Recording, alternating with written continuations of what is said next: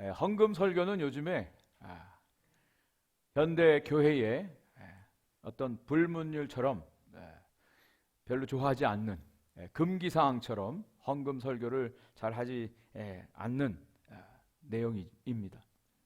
더더욱 요즘에 경기가 좋지 않고 인플레이션이 심해져서 헌금이 줄어든다, 교회마다 좀 어려움이 있다, 그런 이야기들이 많은데 헌금 이야기는 참 하기 어렵습니다. 그리고 주위에 헌금 때문에 시험에 들었다, 그런 분들이 상당히 많습니다. 여러분, 잠자리채의 트라우마 아세요? 공포의 잠자리채. 옛날에는 우리 헌금 이렇게 잠자리채 돌렸잖아요. 그래서 사람들이 잠자리채만 오면 아주 경기하고 되게 잠자리채 때문에 시험 들었다, 그런 분들을 제가 본 적이 있습니다.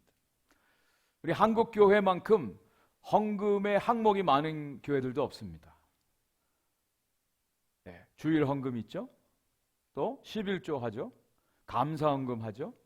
또 절기 헌금 있죠? 또 뭐가 있을까요? 네? 선교 헌금 있죠? 또 건축 헌금 있죠? 네? 특별 헌금이 있죠? 네, 다 갖다 붙일 수 있어요. 생일 감사, 환갑 감사, 입학 감사, 취업 감사.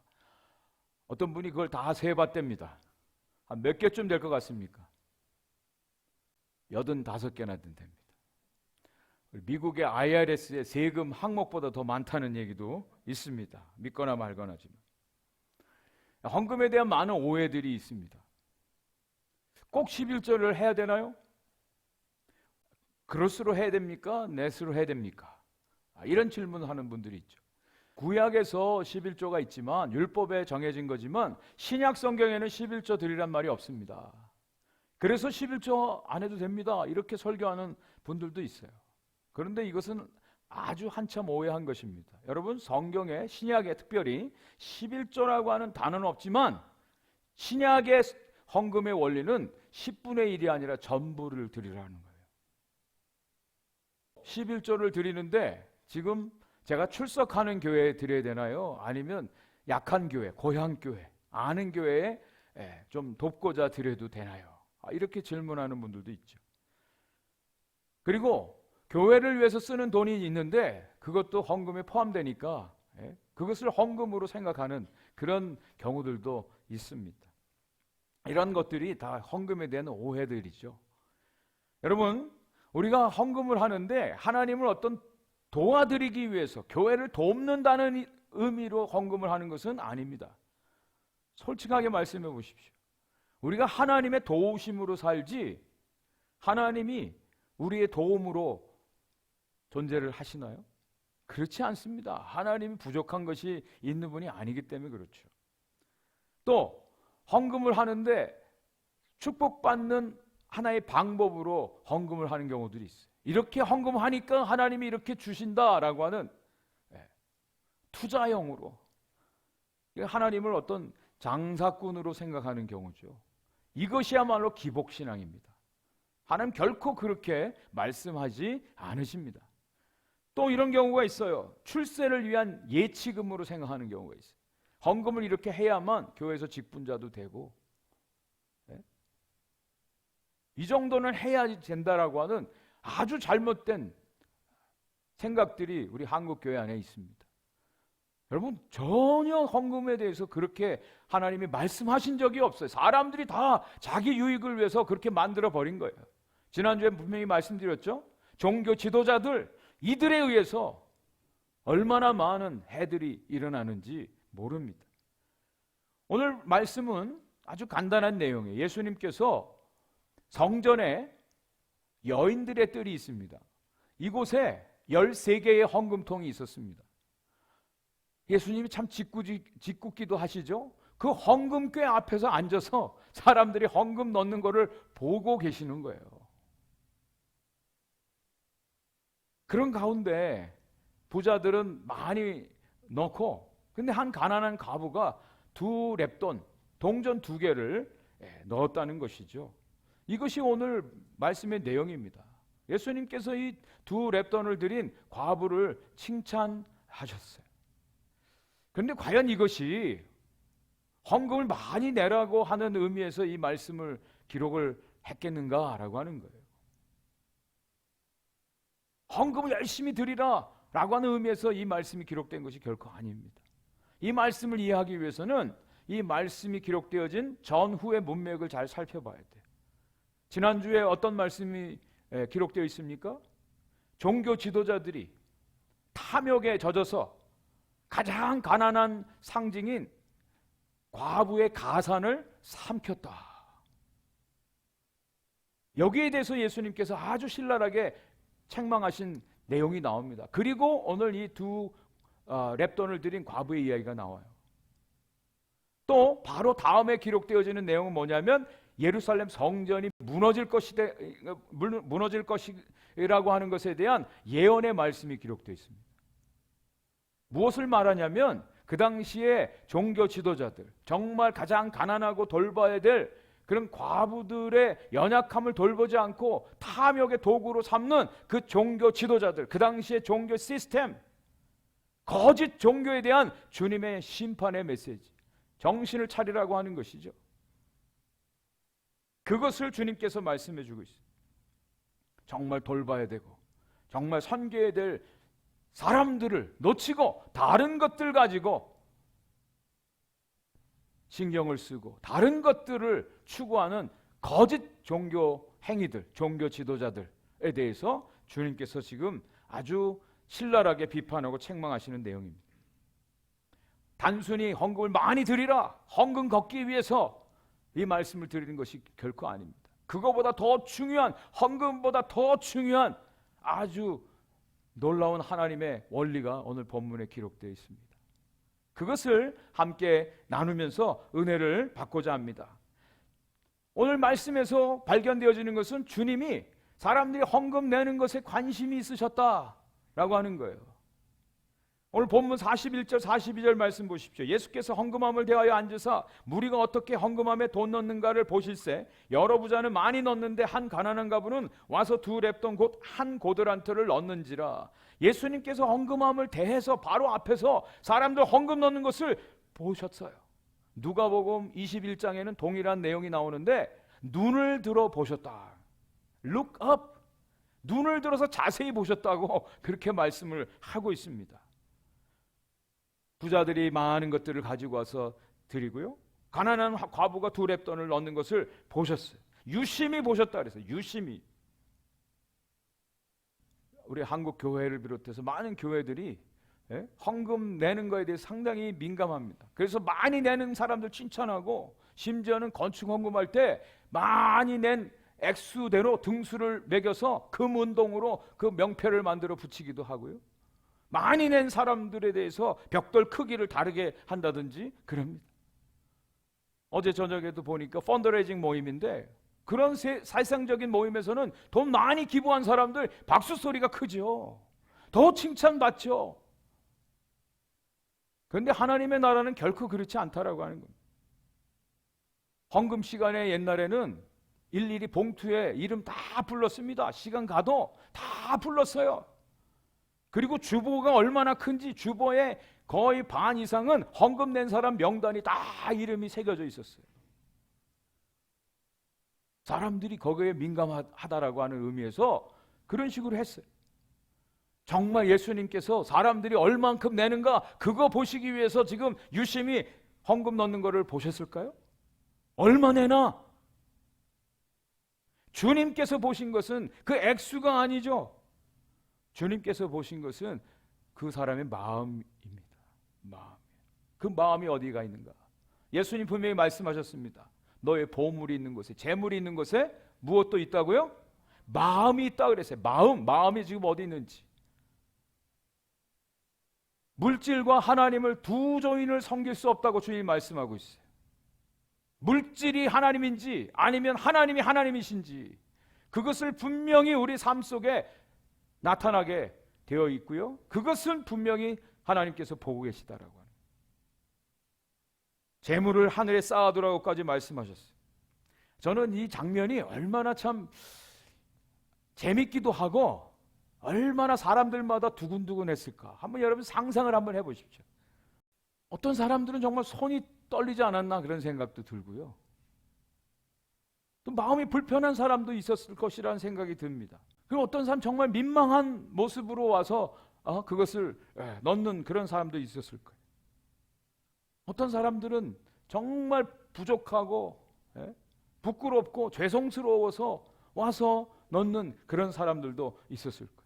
어떤 사람들은 정말 떳떳하게 와서 넣고 가는 사람들도 있었겠죠. 다양한 그런 모습들이 펼쳐졌을 것입니다. 그 반응들이 무엇에 의해서 그렇게 이루어졌을까? 가만히 생각해 보니까 그것은 하나님과의 관계라는 거죠. 하나님과의 관계. 하나님과의 사랑의 관계. 나의 모든 소유가 다 하나님이 주신 것입니다. 많든지 적든지 모든 것이 하나님의 것입니다. 하나님의 은혜를 내가 이렇게 입었습니다. 그런 마음으로 와서 헌금을 드리는 사람들은 감격스럽기도 하고 감사하기도 하고 죄송스럽기도 하고 그런 마음으로 와서 드렸을 거예요. 반드시 나타나는 현상들이 감사와 영광입니다. 오늘 큐티 본문 말씀이 고린도후서 9장 10절부터 있는 말씀인데요. 우리 한국의 많은 목사님들이 그런 얘기를 합니다. 예배에는 재물이 있어야 됩니다. 헌금이 있어야 됩니다. 그래서 수요예배도 헌금해야 되고 새벽 기도에도 헌금해야 되고 매 모일 때마다 헌금하라고 얼마나 많이 강조를 했는데, 그런데 그렇지가 않고 완전히 거꾸로입니다.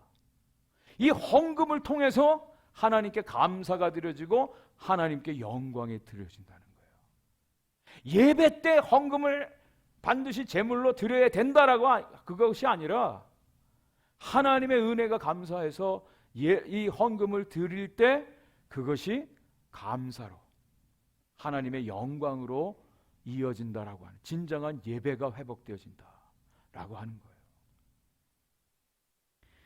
주님께서 얼마를 냈는가 그거 사람 평가하기 위해서 보신 것이 아니라 그 마음을 주님께서 보신 거예요. 그래서 꼭 필요한 것은 정직함입니다. 정직함이에요.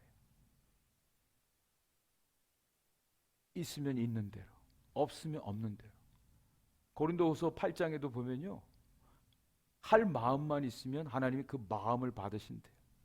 없는 것을 억지로 받으시는 분이 아니라고 분명히 말씀해 주고 있어요. 근데 성경에 속이다가 헌금 냈다가 죽은 사람이 있죠. 사도행전 5장에 나오는 아나니아 삽비라예요.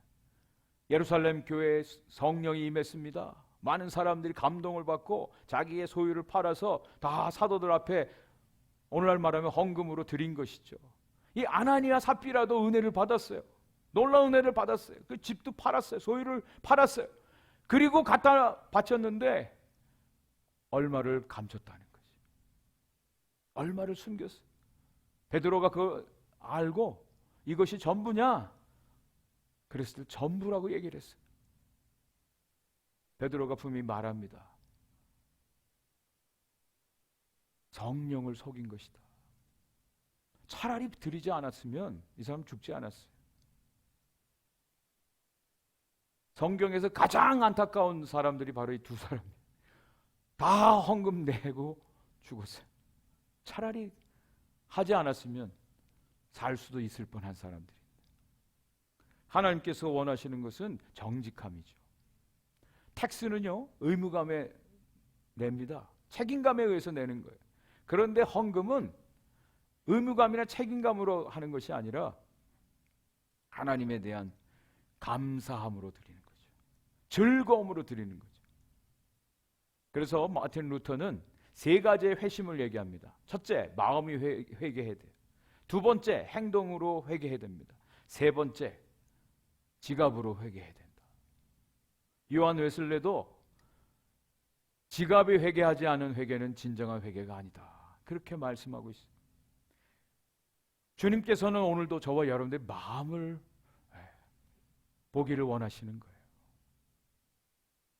있으면 있는 대로, 없으면 없는 대로, 없는데 억지로 가져와서 바치라고 하나님 절대 그렇게 하지 않으세요. 없으면 없는 대로 안 해도 괜찮아요.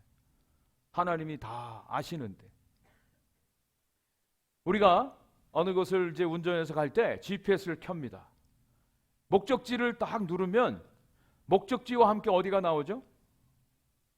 출발지가 반드시 나오게 돼 있어요. 출발지가 없는 가운데 목적지 어디서부터 출발하는지 모른다면 헤맬 뿐일 것입니다. 제일 중요한 것은 내가 지금 어디 있는지, 어느 자리에 있는지, 어디서 출발하는지, 내 마음이 지금 어떤지, 하나님과 어떤 관계가 되어 있는지, 하나님 앞에 나의 모습이 어떤지 그것이 확인되어져야 그때부터 하는 헌신이 참 헌신이에요. 그때부터 드리는 헌금이 진정한 헌금이 될 수가 있다라고 하는 거예요.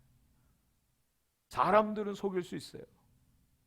사람들의 눈은 다 가려질 수 있어요. 그러나 우리 하나님 앞에서 하나님이 다 보고 계신데, 하나님이 모든 것의 주인이 되어 주시는데, 주님께서 헌금함 앞에서 사람들이 헌금 넣는 것을 보시는 것은 그들의 마음을 보시기 위함이다. 저는 저와 여러분들에게 도전 드리고 싶습니다. 여러분, 우리의 마음을 점검하십시오. 우리의 마음이 어디가 있는지. 자, 그리고 주님께서는 두 번째, 주님이 그것을 평가하셨어요. 43절 말씀 보세요. 예수께서 제자들을 불러다가 이르시되 내가 진실로 너희에게 이르노니 이 가난한 과부는 헌금함에 넣는 모든 사람보다 많이 넣었도다. 아니, 말도 안 되는 말씀이에요.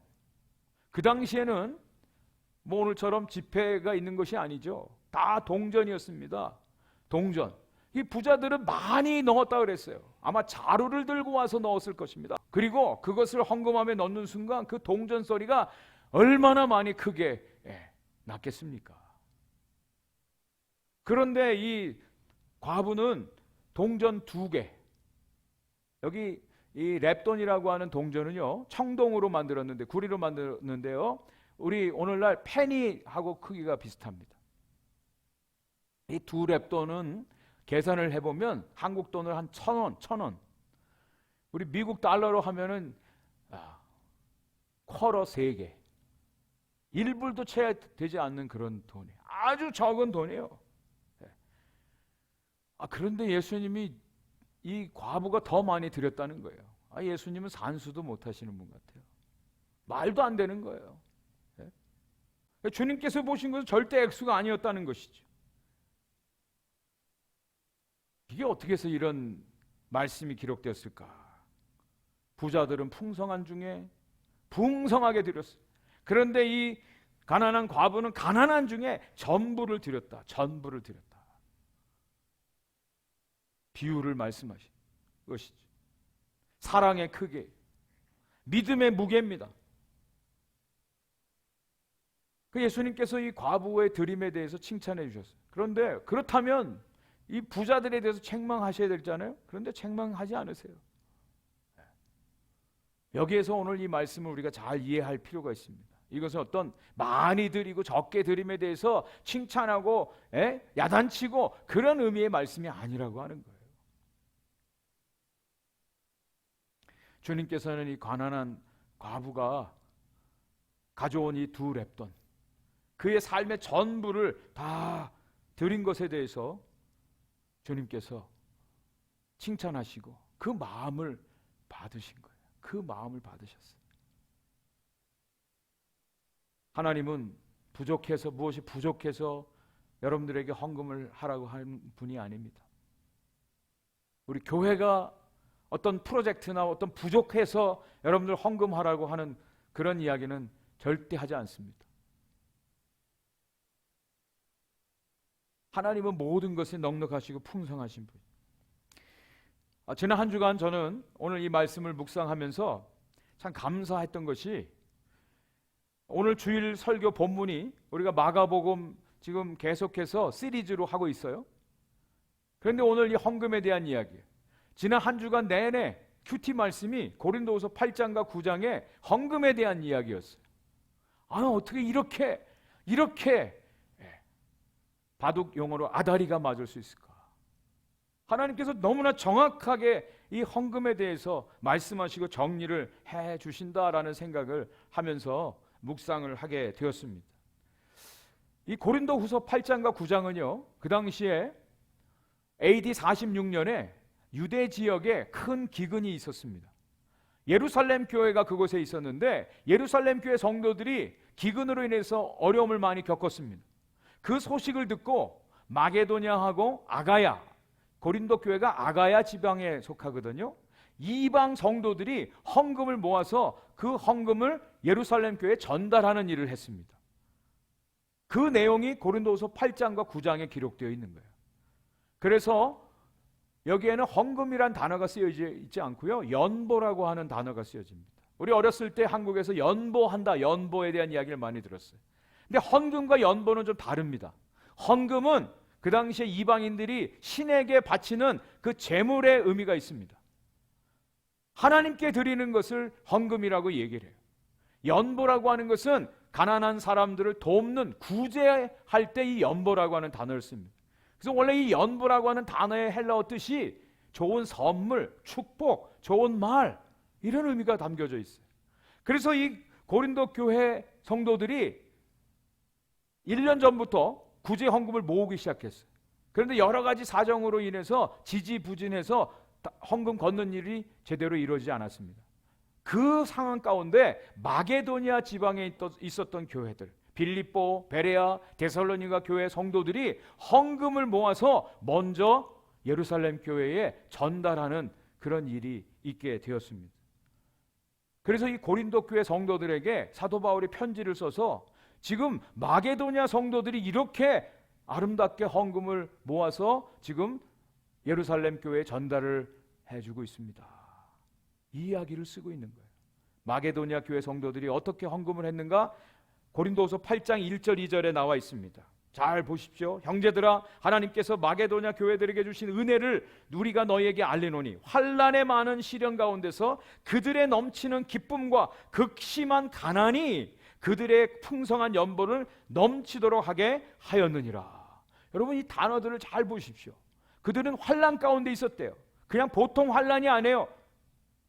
생사가 걸려있는 환난입니다. 두 가지의 의미에서 환난이 있었어요. 첫째로는 종교적인 의미에서 환난이에요. 예수 믿는 사람들이 핍박당했습니다. 두 번째, 이 사람들은 로마 식민 통치를 받던 피식민지 백성들이었어요.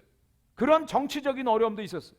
그런 가운데 이 사람들이 헌금을 풍성하게 했는데 두 가지 조건에 의해서, 첫째, 넘치는 기쁨으로, 두 번째, 극심한 가난으로. 여러분 한번 생각해 보세요. 넘치는 기쁨, 극심한 가난, 이것이 합쳐져서 풍성한 연보가 되었대. 조화가 이루어지는 단어들인가요? 여러분 어떠세요? 기쁨이면 오히려 될 텐데 극심한 가난이 풍성한 연보를 하게 했대요. 산술적으로는 이게 이해가 안 됩니다.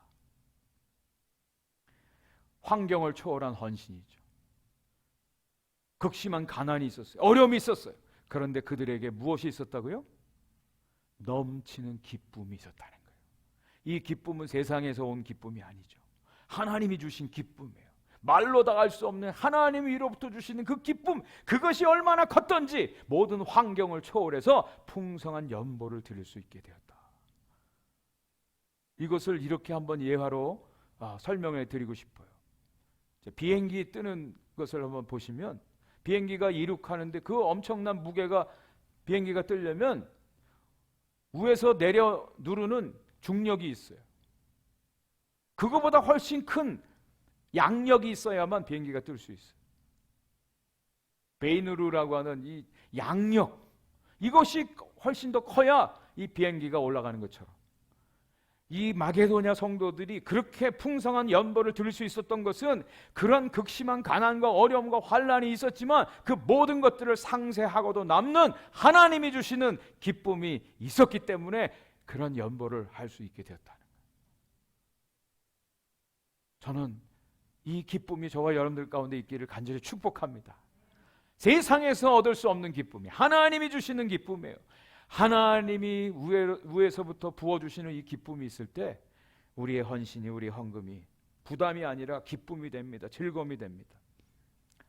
비슷한 말씀이 로마서 8장 16절에 나와요. 현재 당하는 고난보다 장차 우리가 받을 영광이 훨씬 더 크기에. 주식 투자도요. 어디다 투자합니까? 이익이 날 때를 할 거 아닙니까? 지금 현재 당하는 고난이 어렵지만 그러나 장차 우리가 받을 그 영광이 훨씬 더 크기에 오늘도 우리가 인내할 수 있어요. 오늘도 우리가 하나님을 찬양할 수 있어요. 하나님께 감사할 수가 있는 것입니다. 누가 시켜서 하는 것이 아니에요. 하나님이 우리에게 주신 은혜 때문에, 하나님이 우리에게 주신 그 기쁨 때문에 하나님을 섬기는 것입니다. 고린도서에 분명히 말씀하고 있어요. 헌금하는 것은요, 하라고 해서 명령해서 하는 게 아니라 자신들이 자발적으로 우리도 동참하겠습니다, 우리가 좀 하겠습니다, 간절하게 본인들이 원해서 하나님께 기쁘게 드렸다, 그렇게 말씀하고 있어요. 저는 이것이 헌금의 원리라고 생각합니다. 고린도후서 8장 5절 말씀이에요. 같이 한번 읽어보겠습니다. 시작. 우리가 바라던 것뿐 아니라 그들이 먼저 자신을 주께 드리고 또 하나님의 뜻을 따라 우리에게 주었도다. 무슨 말씀이냐? 헌금 이전에 헌신이 먼저라는 거예요. 하나님이 주신 은혜가 감사해서 하나님 우리 자신을 드립니다, 헌신이 되어야만 헌금도 할 수가 있다는 거예요. 그냥 헌금하십시오, 헌금만 하십시오, 돈 많이 내십시오, 이거 가지고는 안 돼요. 얼마나 하나님이 우리에게 주신 은혜가 감사한지. 보잘것없지만 나는 연약하지만 내 이 몸 드립니다, 헌신할 때 지갑도 열 수가 있어요. 그게 진정한 헌금이에요. 하나님은 우리의 마음을 원하세요. 이제 오늘 말씀의 결론입니다.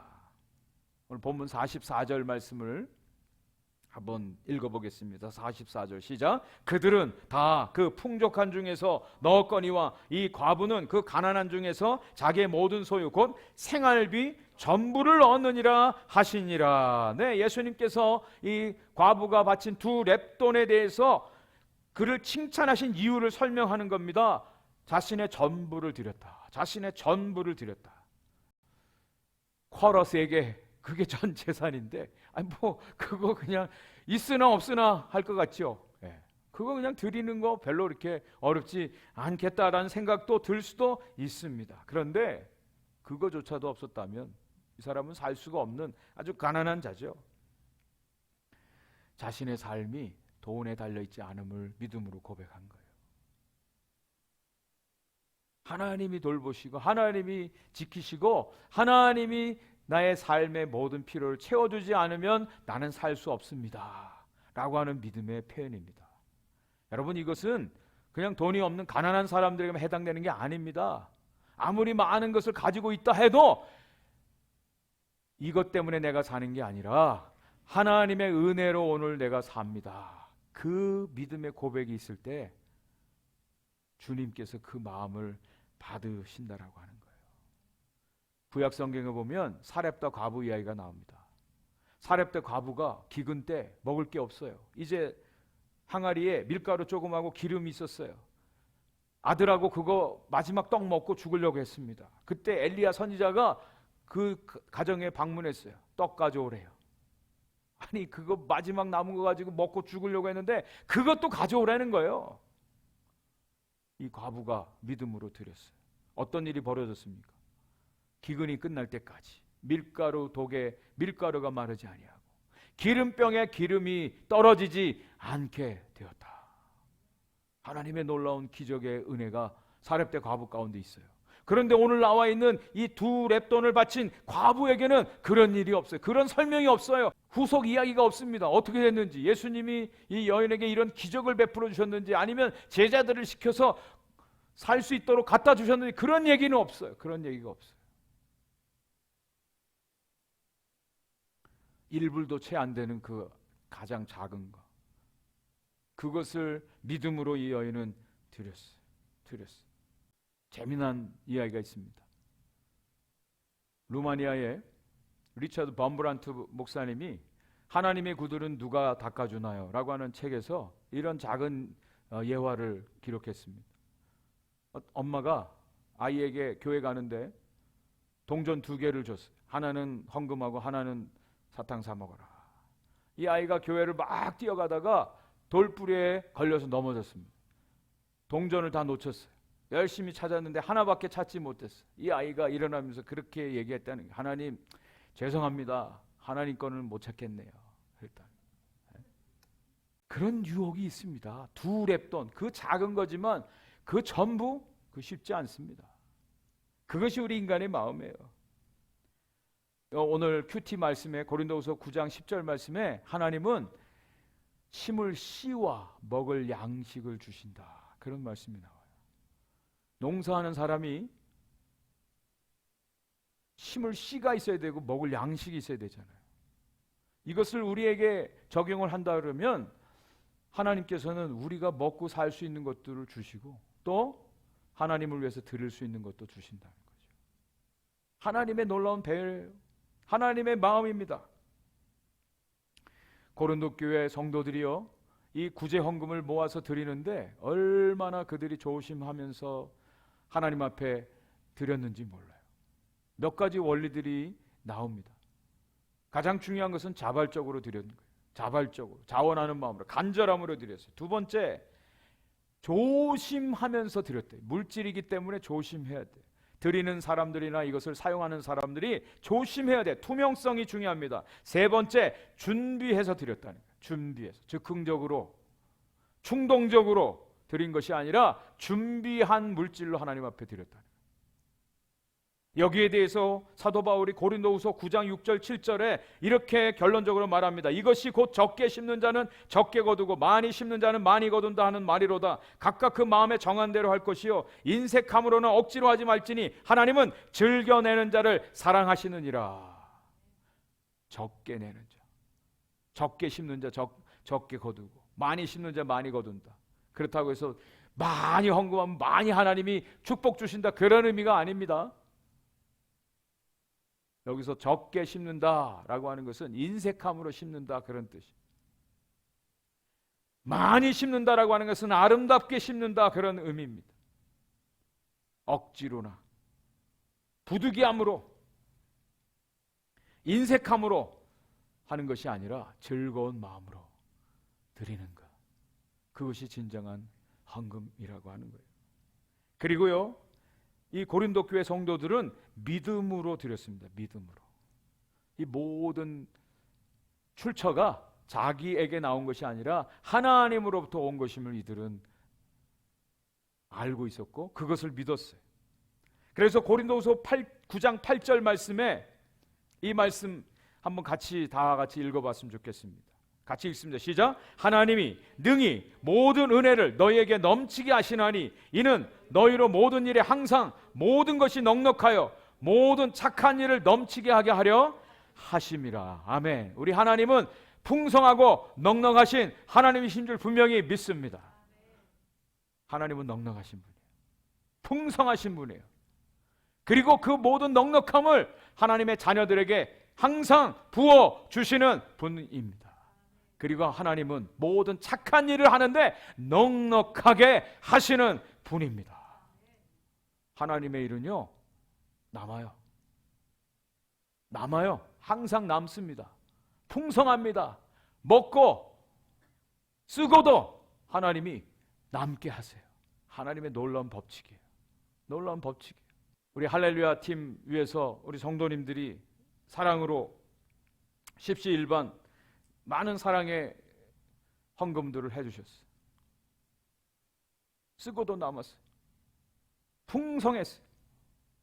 그들을 정말 사랑하는 마음으로 대접하고 나그네를 대접하고 예수님 때문에, 예수님 덕분에 섬기는 우리도 기쁘고 섬김받는 그들도 기쁘고 오직 한 분 예수 그리스도 때문에, 예수님 덕분에 그런 사랑이 나뉘어지고 하나님께 드려질 때 우리 안에 감사가 있습니다. 자, 오늘 이제 마지막 결론이에요. 이것이 가능한 이유가 있습니다. 그렇게 할 수 있는 이유가 있어요. 근거가 있습니다. 그것은 우리를, 자신의 모든 것을 바쳐서 우리를 섬겨주신 분이 계시기 때문에 그렇습니다. 한 분 예수 그리스도, 그분이 우리를 위해서 자신의 모든 것을 내어주셨어요. 그것으로 인해서 우리 가운데 넉넉함이 있어요. 풍성함이 있어요. 주님 앞에 드릴 마음이 있습니다. 고린도후서 8장 9절 말씀입니다. 같이 한번 읽겠습니다. 시작. 우리 주 예수 그리스도의 은혜를 너희가 알거니와 부요하신 이로써 너희를 위하여 가난하게 되심은 그의 가난함으로 말미암아 너희를 부요하게 하려 하심이라. 아멘. 부요하신 그분이 우리를 위해서 가난하게 되어 주셨어요. 가장 낮은 자리에 오셨어요. 십자가에서 죽어 주셨어요. 자신의 가장 귀한 생명을 저와 여러분들 위해서 내어 주셨어요. 그래서 저와 여러분들은 가난한 자였지만 부요한 자가 되었습니다. 믿으십니까? 지금 어카운트에 돈이 100불도 안 남았는데요? 아닙니다. 그거 얘기하는 거 아니에요. 이미 저와 여러분들은 부요한 자가 되었습니다. 넉넉한 자가 되었습니다. 풍성한 자가 되었습니다. 그 예수님 때문에. 그 풍성함을 누리세요. 그 풍성함을 나누세요. 그 풍성함을 흘러보내세요. 이것이요 하나님을 믿는 성도들의 삶입니다. 얼마나 멋진지 몰라요. 얼마나 멋진지 몰라요.